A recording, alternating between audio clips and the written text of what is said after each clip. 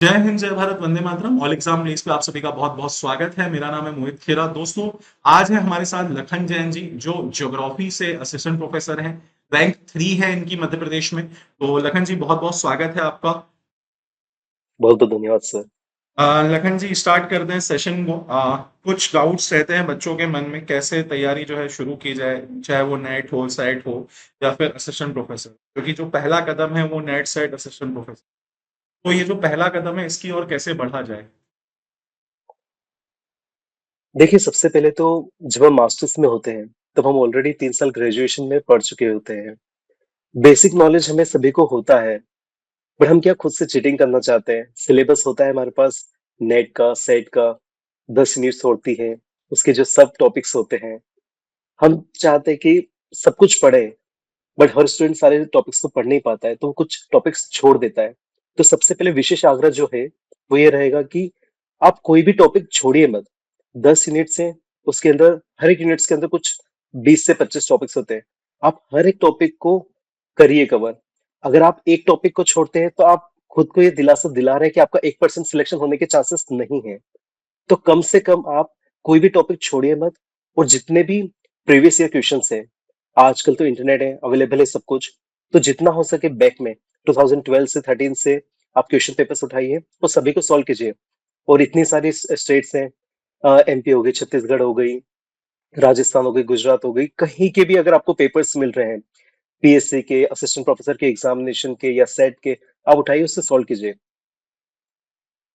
तो ये स्ट्रेटजी रही, मतलब प्रीवियस ईयर पेपर जो है बहुत ज़्यादा इम्पोर्टेंट रोल प्ले करते हैं आपका सिलेबस कवर करने में।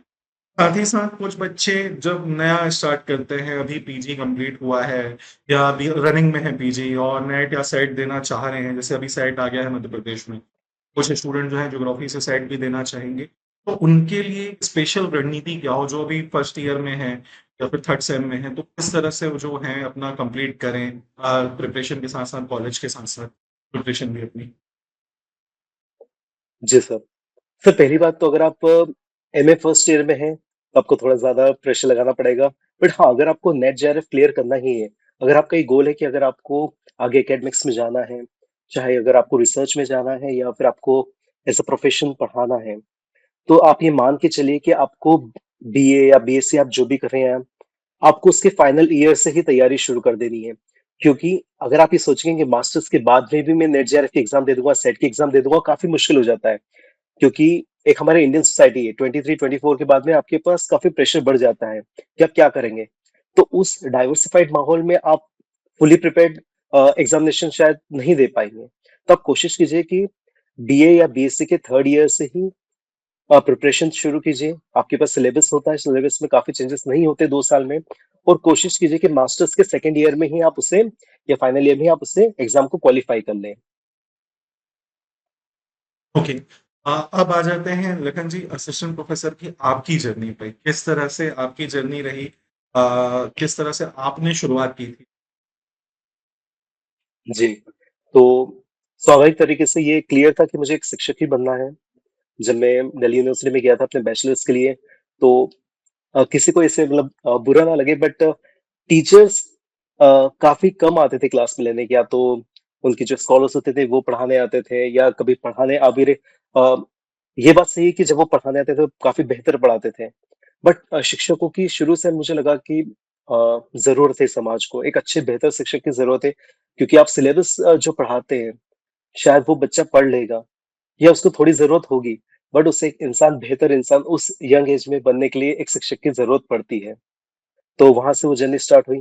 बैचलर्स किया, मास्टर्स किया, फिर उसके बाद उसी मास्टर्स के दौरान सेकेंड ईयर में मेरी जेआरएफ क्लियर हो गई थी, फोर्थ सेमेस्टर में ही।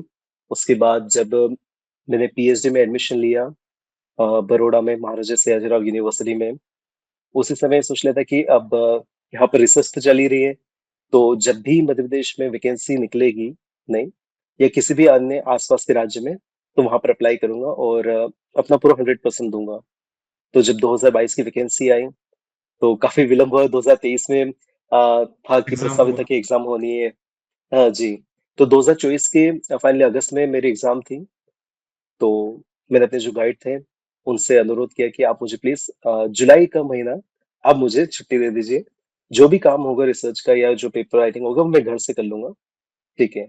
अब जैसे कि मैं मैरिड हूँ, तो बहुत सारी दूसरी रिस्पॉन्सिबिलिटीज भी रहती है। बट हमारा ये तय हो गया था कि जुलाई का महीना जो है, क्योंकि अभी तक हम बैचलर्स और मास्टर्स तो पढ़ के अच्छे आ चुके थे, सब्जेक्ट पे नॉल कमांड अच्छी थी, पर उसको ब्रशअप करना और उस तरह से ब्रशअप करना कि आपको 150 में से 130 के नीचे तो नहीं लेके आना है, क्योंकि अगर 130 के नीचे जाएगा तो आपके सिलेक्शन के चांसेस बहुत कम हो जाते हैं। तो वो मार्जिन भी नहीं रखना है, 20 नंबर का भी मार्जिन नहीं रखना है, तो मिनिमम मैंने खुद के लिए स्कोर रखा था 135 की, इससे नीचे नहीं लेकर आना है। कोशिश ये करी कि जो एक महीना था, अब 7 घंटे दिन भर में पढ़ना है और कोई भी टॉपिक छोड़ना नहीं है। अब मेरिड लाइफ में ये तो होता है ना कि आपने सुबह पढ़ लिया, दिन में पढ़ लिया, शाम को पढ़ लिया, जब भी समय मिलता था। पर ये बात ठीक देखिए, 24 घंटे हैं, 7 घंटे कभी ना कभी मिल जाते हैं। और एक महीना अगर नहीं भी सोएंगे सही ढंग से, ठीक है, कभी 4 घंटे सो लिए, 5 घंटे सो लिए, चलता है। तो उस तरीके से कभी रात को 2 बजे से लगे पढ़ने, तो कभी सुबह 6 बज गई, कभी रात को 9 बजे से बैठे तो 3 बज गए। पर हाँ, आपके जो नियत काम है वो आपको करना ही है। आप अपनी रिस्पॉन्सिबिलिटी से नहीं भाग सकते हैं। बिल्कुल। तो बस हमने ये सीखा है कि उस दौरान रिस्पॉन्सिबिलिटी से ना भागना, अपना समय निकालें। जो आप दिन भर में शायद, हालांकि मैं भी टाइम वेस्ट करता, ऐसा नहीं है, टाइम वेस्ट कभी ना कभी मोबाइल पे हो ही जाता है या किसी अन्य माध्यम से हो ही जाता है। तो उस समय उन सब चीजों को ना वेस्ट करते हो, खासकर अपनी डाइट को मेंटेन करते हो, क्योंकि वो आपका बहुत बड़ा एक रहता है। आप अपना भोजन सही समय पे लें, और हो सके इतना हल्का भोजन ले। आप हल्का भोजन लेंगे तो आपको एनर्जी ज्यादा बचेगी, आप अच्छा पढ़ाई पे योगदान अपना दृष्टि रख सकते हैं। दूसरा, कि ये आपको क्लियर रखना चाहिए कि आप एक शिक्षक बनने वाले हैं, और शिक्षक का काम हार मानना नहीं होता, और शिक्षक का काम ये नहीं होता कि फ्रस्ट्रेट हो गए, ये अब मुझसे नहीं होगा। क्योंकि शिक्षक वही है जो राहें दिखाए, खुद से बेहतर अपने शिष्य को बनाए। जब आप अपने आप को ही बेहतर नहीं बना सकते, तो आप एक दूसरे अपने शिष्य को कैसे बेहतर बना सकते हैं? और आप सोचेंगे कि यही सफलता है मेरी, तो शायद गलत है, क्योंकि ये एक सीढ़ी है, एक माध्यम है। आपको सफल व्यक्तियों को बनाना है। आप सफल हो गए ये बन के, ये जरूरी नहीं, और ये होता भी नहीं। शिक्षक तभी सफल होता है जब उसके पढ़ाए हुए छात्र या उससे मिले हुए जो छात्र हैं, वो अपना सकारात्मक योगदान दे पाए इस समाज को। तो शायद आप सफल हो सकते हैं।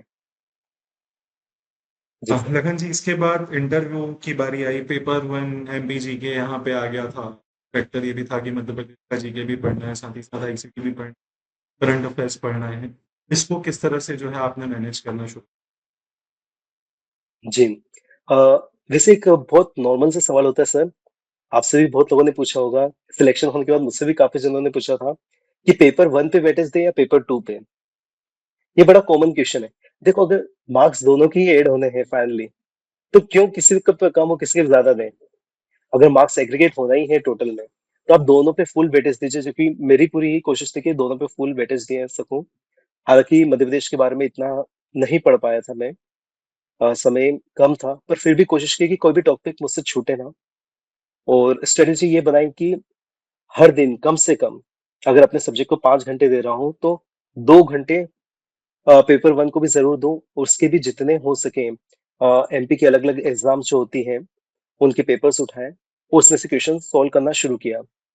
और जो भी अपना सिलेबस था उसको बिल्कुल क्या कह सकते हैं सर कि सच्चाई के साथ किया, यानी कि कोई चीटिंग नहीं की उसमें कि ये टॉपिक छोड़ देते, वो टॉपिक छोड़ देते, नहीं, टॉपिक नहीं छोड़ा बस।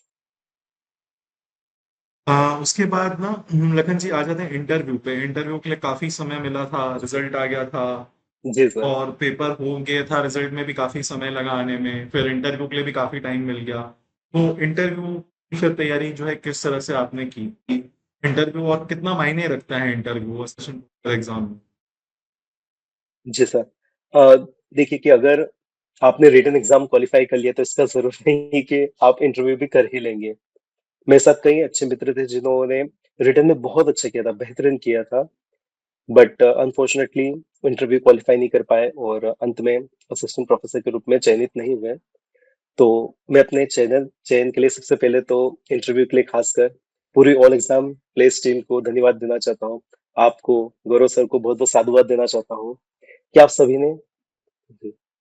सभी ने बहुत महत्वपूर्ण पॉइंट्स बताए कि क्या क्या चीजें ध्यान रखनी चाहिए। मुझे आज भी याद है, मैं एक शाम पहले ही आपके पास आया था एक मॉक सेशन देने के लिए, और वहां पर शायद मैं इतना रेडी नहीं था या उस चीज को थोड़ा सा अ, एक नॉर्मल ले रहा था।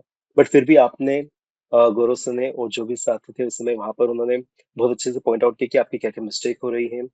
बोर्ड टीचिंग में भी जहाँ जहाँ पे मेरी मिस्टेक हुई उस चीज को बहुत अच्छे से क्लैरिफाई किया। और वो अंततः मुझे अगले दिन इंटरव्यू में काम आया। और हाँ, ये बात सही कि इंटरव्यू में आप सोच के मत जाइए कि आपके सब सब्जेक्ट से पूछेंगे या आप रिसर्च करें तो उसी बैकग्राउंड से पूछेंगे या आपके किसी अन्य टॉपिक के बारे में पूछेंगे। इंटरव्यू बहुत अनएक्सपेक्टेड होता है और शायद मेरा इंटरव्यू तो मैं प्रिडिक्ट भी नहीं कर पा रहा था कि कुछ इस ये मोड़ ले लेगा। कर भी जाएगा। जी। इंटरव्यू तो ऐसा है कि इंटरव्यूअर के मुंह पे डिपेंड करता है, कुछ भी जी समुद्र है, सर। कुछ भी पूछ लें। जी सर। इम्पोर्टेंट बुक्स क्या रोल प्ले करेंगी? जैसे मैं अगर आपसे पूछूं ज्योग्राफी के लिए कोई अच्छी बुक्स, चाहे मैं यूजीसी नेट की बात करूं, सेट की बात करूं या एपी की बात करूं, एपी में थोड़ा बहुत सिलेबस चेंज देखने को मिल जाता है। अगर लेकिन मैं नेट या सेट हम्म। की बात करूं तो सेम ही सिलेबस है, तो बेस्ट बुक आपके हिसाब से ज्योग्राफी क्या रहेंगी? देखो, ज्योग्राफी बहुत एक वास्ट फील्ड है। इसके अंदर कई सारे सब डिसिप्लिन है। तो कोई एक बुक रेफर कर पाना मेरे लिए शायद भी उचित नहीं होगा। बट हाँ, अगर फिजिकल ज्योग्राफी अगर आप पढ़ रहे हैं तो जो भी इंडियन एग्जाम्स होते हैं जनरली सविंद्र सिंह के आसपास ही राउंड करती हैं। आप ज्योग्राफिकल थॉट के लिए मार्जिन सेंसर की बुक ले सकते हैं, मॉडर्न ज्योग्राफिकल थॉट।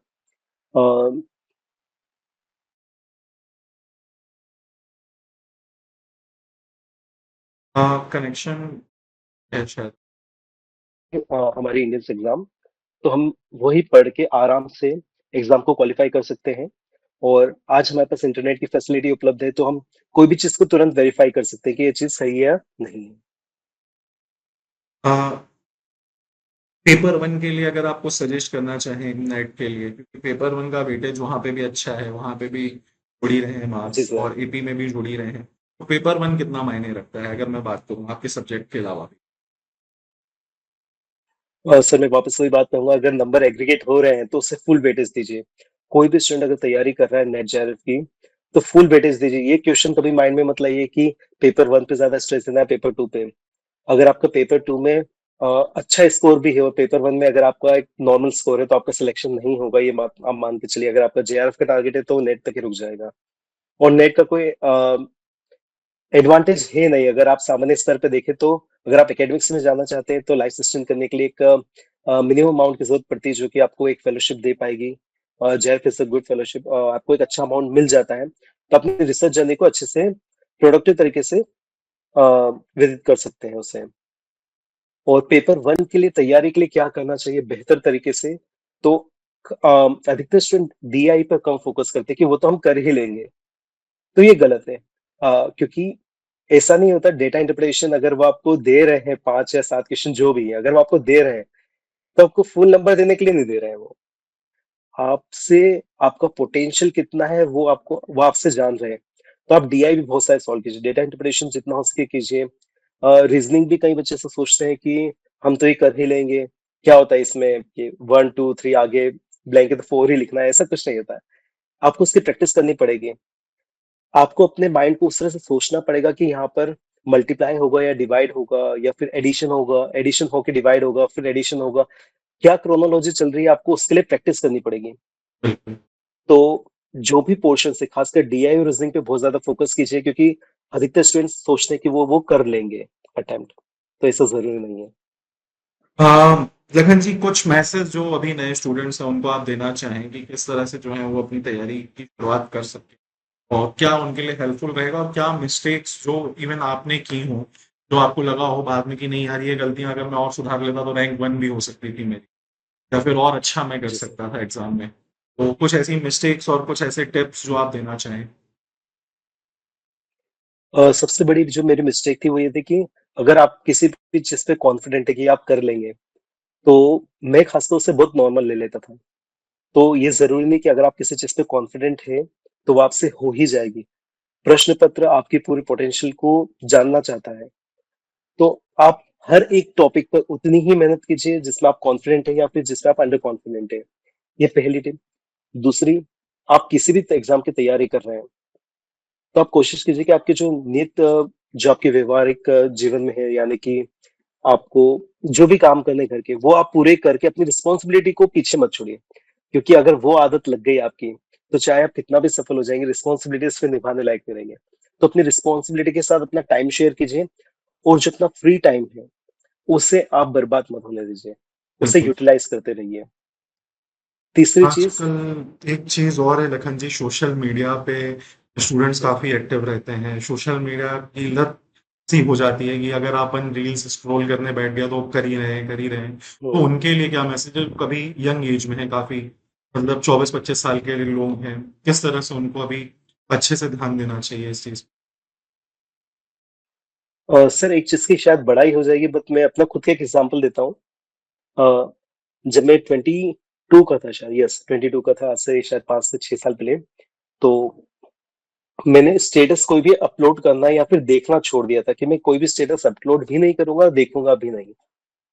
अगर आप उस चीजों से बच जाएंगे, किसी और के जीवन में क्या घटित हो रहा है अगर आप उससे बच जाएंगे, तो शायद आपकी प्रॉब्लम सोल्व हो जाएगी। हर एक के जीवन में जो आपको जरूरी है जानना, वो आपको कहीं ना कहीं से पता चल जाएगा, शायद एक दिन लेट से ही, तो आपको पता चल जाएगा। ठीक है। तो आपको जो अपडेशन है, जो अपडेट होते रहते हैं, उन किसी वहां से आपको अपना मन हटाना है। धीरे धीरे आप देखेंगे कि रील्स में भी जो आप स्क्रॉल करते रहते हैं, आप देखिए, आप जब कुछ 50वीं 61वीं रील पे जब आते हैं, तो आपको खुद लगता है कि यार मैं पहली रील मैंने अभी तक देखा क्या। जब आपको यही नहीं पता कि आप पिछले 1 घंटे से कर क्या रहे थे, तो फिर उस चीज का कोई उद्देश्य नहीं है। अगर बिल्कुल। आपको एंटरटेनमेंट भी मिल रहा है, तो वो एक ही माध्यम से मिले। देखो, रील्स जो होती है वो 15 सेकंड, 20 सेकंड, 30 सेकंड की होती होगी। वो आपकी जो ग्रास्प करने की पावर है उसको कम करते जा रहा है। पहले हम मूवीज देखते थे या फिर कोई वीडियो देखते थे, वो 15 से 20 मिनट या घंटे तक की होती थी। तो हमारे माइंड का ग्रेस्प होता था कि हाँ, ये पोर्शन उसके आगे हम बढ़े। जो आपको चीज एडवांटेज किसी भी रूप में नहीं दे रही है, एक शॉर्ट एंजॉयमेंट दे रही है, उस चीज से आप बच के रहिए, क्योंकि वो आपको जीवन में किसी भी स्तर पे फायदा नहीं पहुंचाएगी। ये रोस्ट कल्चर जो आजकल हम देख रहे हैं, वो इसलिए पॉपुलर होता जा रहा है क्योंकि हर किसी को शॉर्ट वे में फन चाहिए। शॉर्ट वे का कोई तरीका नहीं है, ये लॉन्ग टर्म पे आपको दुखी करने वाला है, क्योंकि आपके माइंड की जो ग्रास्पिंग पावर है उसको कम कर देगा वो।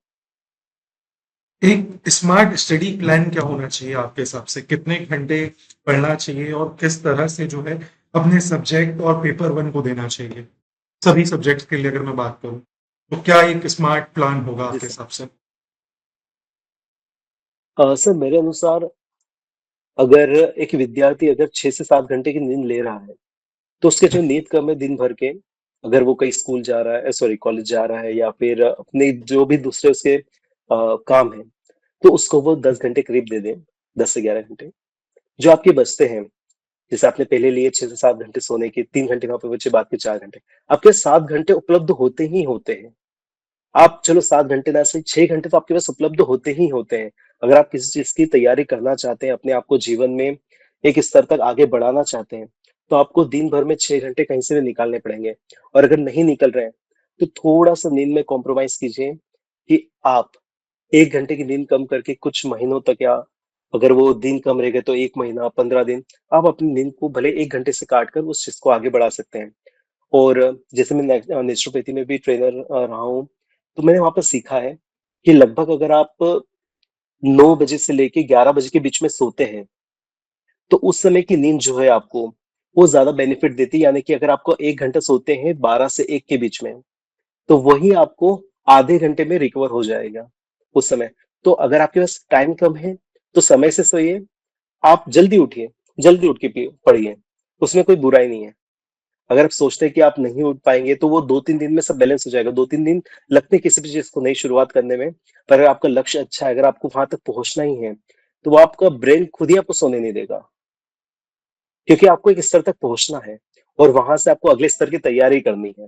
तो आपको ब्रेन खुद ही नहीं सोने देगा। अगर हाँ, आप आलसी करना ही चाहते हैं, आपको ब्रेन अलाउ कर रहा है आलसी करने के लिए, यानी कि आपका ब्रेन अभी तैयार नहीं है कि आपको किस स्तर तक पहुंचना है। ये बहुत हेल्पफुल जानकारी रही, और बहुत सारी चीजें आपने ऐसी बता दी जो आम जीवन में स्टूडेंट गलतियां करता है, और अक्सर मैंने देखा है जो नई जनरेशन है वो ये गलतियां करती है। एक बहुत अच्छी जॉब है असिस्टेंट प्रोफेसर और टीचिंग फील्ड में, जिसको जाना है या रुचि है पढ़ाने के लिए, और सैलरी भी काफी अच्छी है। देखिए, एक सबसे बड़ा मोटिवेशन होता है पैसा, तो पैसा भी अच्छा है इस क्षेत्र में, ये सब। और नाम इज्जत ये सारी चीजें हैं। तो मतलब मुझे जो लगता है कि आजकल के जो स्टूडेंट्स हैं वो इन चीज़ों पे ज़्यादा ध्यान नहीं दे पाते हैं। उनको रील्स लगाना, ये सब करना, इन चीज़ों में ज़्यादा वो अपने आप को बिज़ी रखते हैं, सिवाय पढ़ने के। उन्हें लगता है कि बस यूपीएससी और एमपीपीएससी जैसे ही एग्ज़ाम है, लेकिन कई लोग इससे वंचित हो जाते हैं कि टीचिंग एग्ज़ाम में भी हमारे पास बहुत सारे ऐसे एग्ज़ाम्स हैं या बहुत सारे ऐसे जॉब्स हैं जो हमें मिल सकती हैं अगर हम अच्छे से पढ़ लें। लेकिन आज का विद्यार्थी जो है वो ज़्यादा मेहनत नहीं करना चाहता। विद्यार्थियों हम्म, में देखा है मैंने पढ़ने की कैपेबिलिटी कम हो गई है, तो उसको कैसे बढ़ाया जाए या पढ़ने में रुचि कैसे लाई जाए? मतलब जैसे मान के चले मैं कोई बुक पढ़ रहा हूँ और बुक पढ़ते-पढ़ते बोर हो जाता हूँ, तो इस बोरियत को कैसे दूर किया जाए? जी सर। तो आपका पहला प्रश्न ये जो था कि बच्चों को इधर डाइवर्ट कैसे किया जाए यूपीएससी से यहाँ पर कि अन्य चीजें भी होती है, आप उस पर अपना फोकस कर सकते हैं। तो आप ये मान के चले कि आप एक सिविल सर्वेंट में काफी कुछ चेंज नहीं कर पाएंगे, एग्जीक्यूट कर पाएंगे।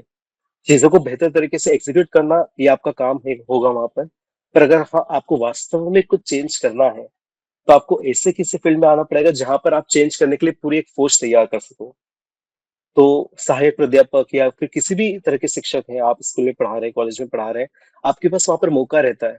अगर आप किसी को अच्छी तरीके से समझा पाए, आपके जीवन चरित्र से वो कुछ सीख पाया, तो वो जरूर एक सकारात्मक योगदान दे पाएगा समाज में। अगर आप सोचते हैं कि सिविल सर्विसेज में आप ज्यादा योगदान दे पाएंगे, अच्छी सर्विसेज में ऐसा कुछ मना नहीं, बट एग्जीक्यूट करना है तो वहां पर, और नया जीवन शुरू करवाना है, नया जीवन तरीके सोसाइटी समाज अगर निर्माण करना है, तो शायद एक शिक्षक से बेहतर अपॉर्चुनिटी कहीं और नहीं मिलेगी। और सर आपका दूसरा सर क्वेश्चन थोड़ा सा ब्रीफ करेंगे वापस। हाँ, सेकंड क्वेश्चन मेरा ये था जैसे बुक्स पढ़ते-पढ़ते लोग बोर हो जाते हैं, नींद आने लगती है, बहाने बहुत ज़्यादा होते हैं। मतलब पढ़ने की तो वजह एक होती है लेकिन ना पढ़ने की हज़ार वजहें होती हैं, कि यार मेरा मन नहीं हो जी रहा, सर। मेरे को बुखार है या मन नहीं लग रहा आज पढ़ने का।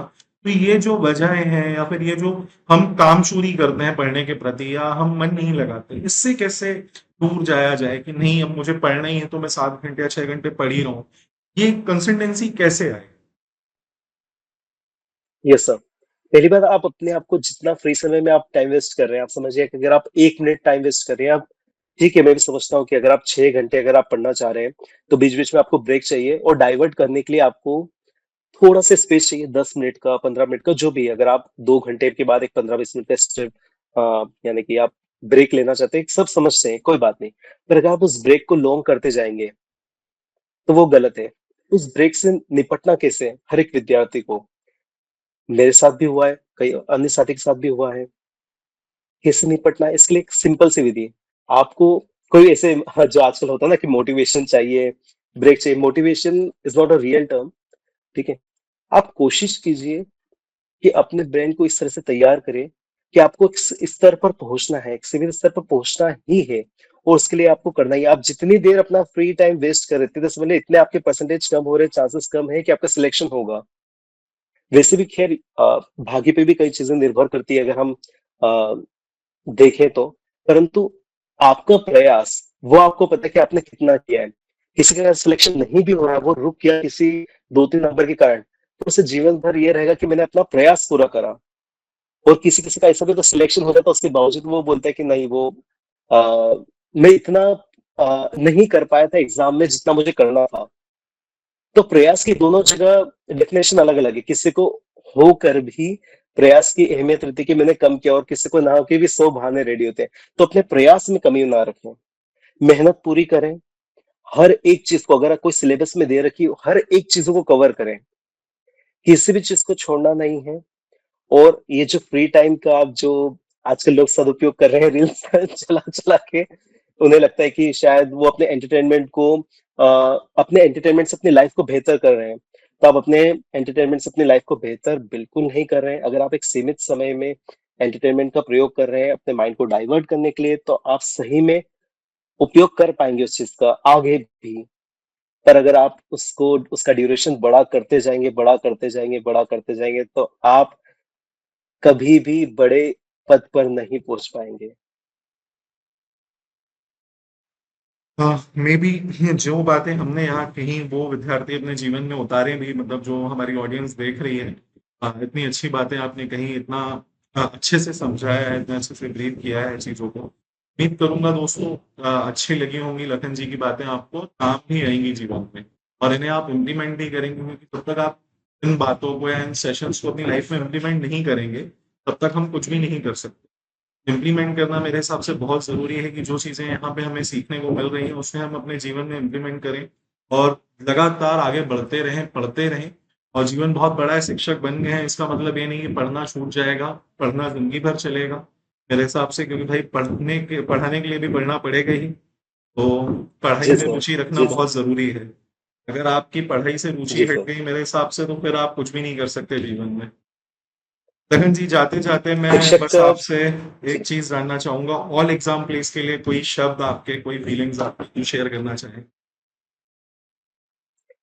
फिलहाल तो मैं बस इतना ही कह पाऊँगा कि आप पूरी टीम, खासकर गौरव सर को मैं बहुत-बहुत साधुवाद देना चाहता हूँ कि आपने उस क्रूशियल टाइम पर जिस तरह से हेल्प करी, जिस तरह से गाइड किया, वो जो छोटे-छोटे पॉइंट्स भी लेकर छोटे, मैं वही बोलना चाह रहा हूँ, बड़े पॉइंट्स तो हर एक कवर कर लेता, पर छोटे-छोटे पॉइंट्स भी उस एक दिन के पहले भी जो मुझे जानने को मिले हैं, वो मुझे काफ़ी उससे हेल्प मिली है।